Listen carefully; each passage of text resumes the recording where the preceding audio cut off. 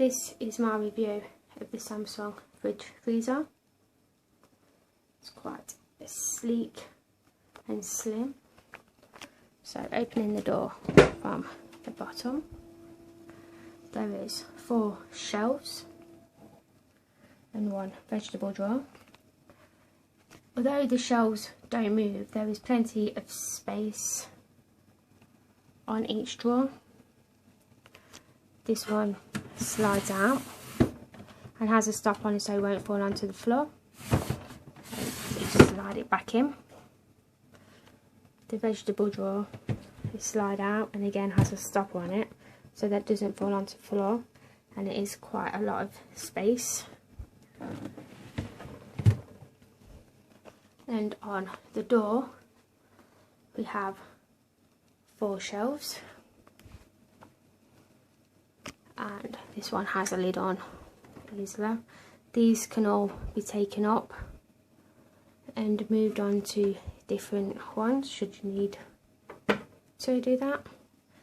And even the bottom one is plenty of space.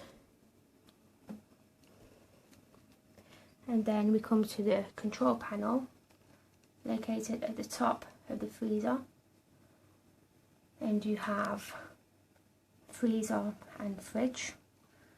You just press the button as to what temperature you want it on, and then to activate the power freeze you just hold it on for 3 seconds and will light up. To turn it off again you just hold again for 3 seconds.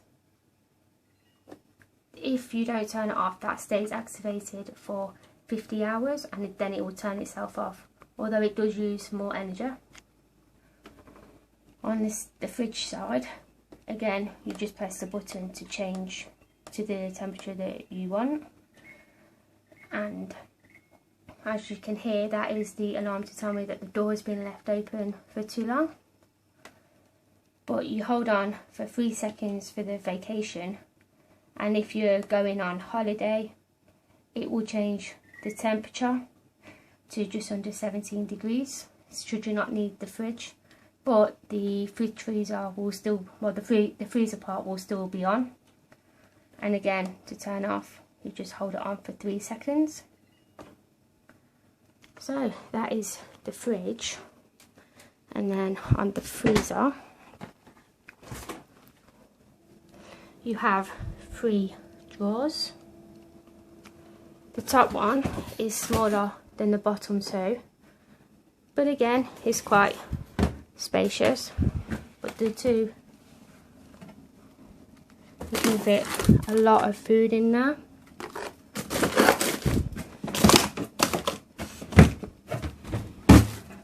And plenty of space.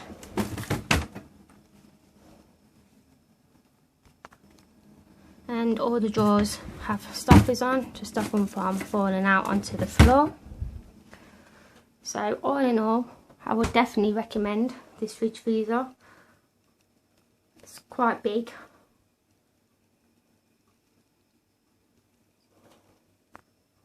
And I would definitely recommend it.